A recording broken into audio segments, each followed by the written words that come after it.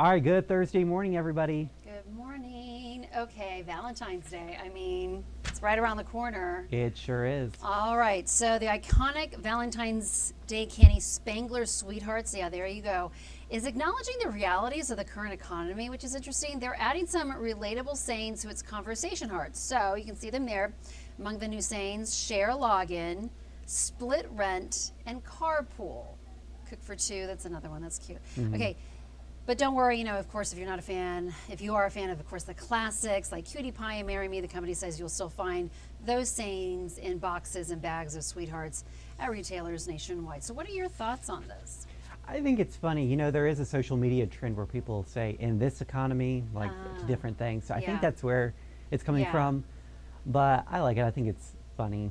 It's kind of fun, lighthearted, have fun with it. I do like, though, like the original, though, too.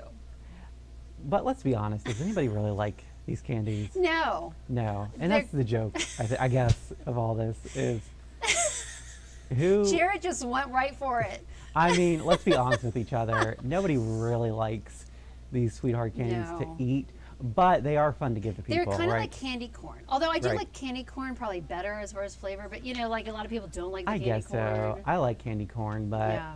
I But don't you're- see anyone just craving the taste of these hearts, right? No.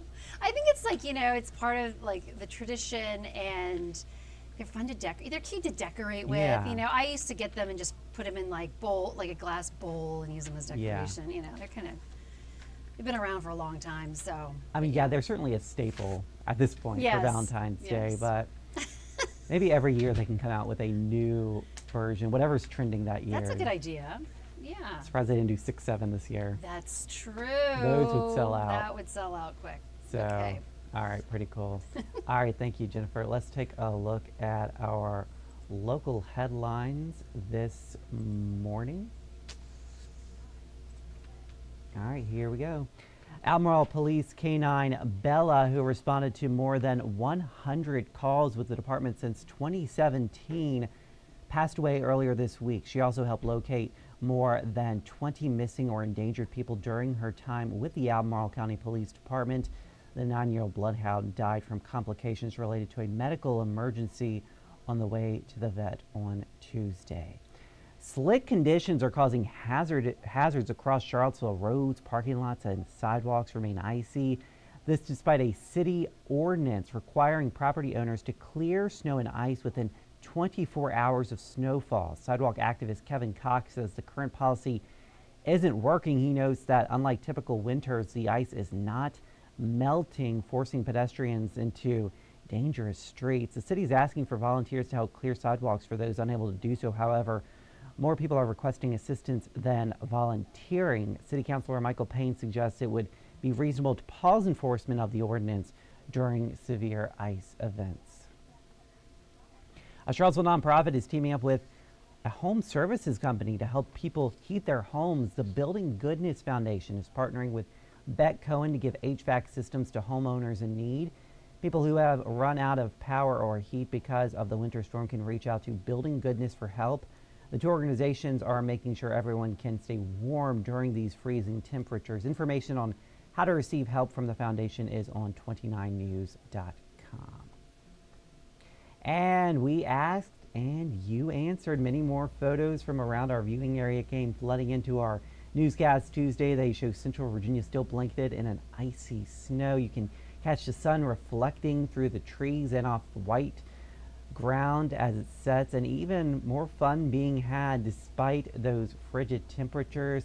The kids are still off of school today because it's still cold out there and still quite icy in many areas. Yeah, it's gonna stay that way. I remember playing in the snow. I actually made an igloo before. Oh, really? On the snow, yeah.